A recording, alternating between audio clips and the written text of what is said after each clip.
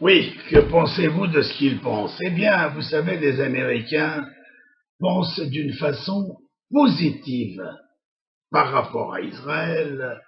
Et finalement, le peuple américain, comme je l'ai toujours dit, avant d'entendre ce sondage du CNN, de la CNN, qui est une organisation plus que sérieuse, 70% des Américains soutiennent fortement Israël. 60% des Américains ne croient plus en la possibilité de la paix. Et là, si vous voulez, automatiquement, n'importe quel dirigeant américain, qu'il nous aime ou qu'il ne nous aime pas, doit suivre son peuple, parce que le vrai patron, c'est le peuple américain, c'est le peuple américain qui dirige les États-Unis dans l'une des plus belles démocraties du monde, et nous ne pouvons que nous incliner devant les pensées et les croyances et les certitudes du peuple américain. Alors, ceci étant, il y a un point sur lequel je ne suis pas d'accord, c'est lorsque ils ne croient plus en la paix. Et ça, c'est une chose impossible à accepter.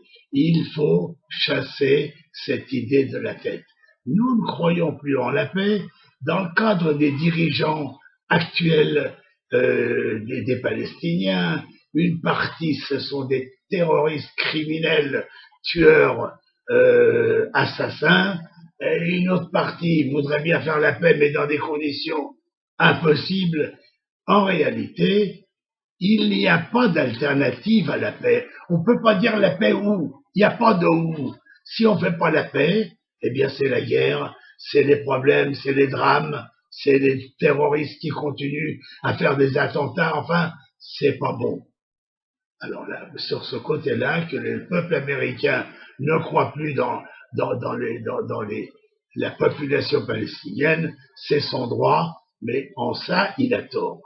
Nous devons continuer à nous acharner à rechercher la paix.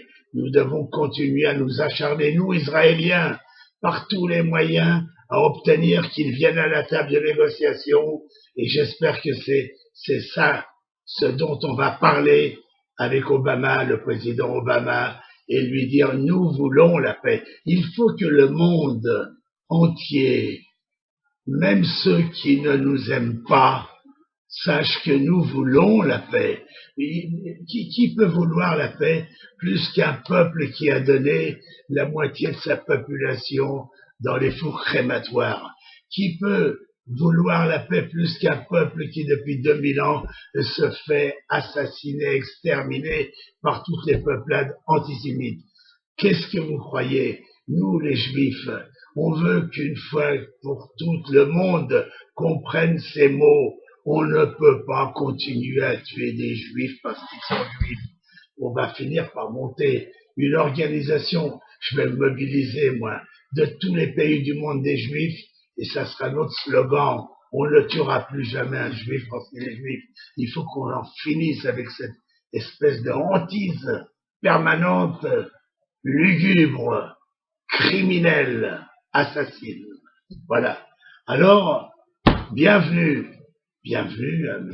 Obama. Et dans la foulée, le président Poutine a invité Bibi en Russie, Bibi, notre premier ministre Netanyahou, on l'appelle familièrement Bibi. Et c'est bien, finalement, ça, Israël est un petit peu à la mode là en ce moment.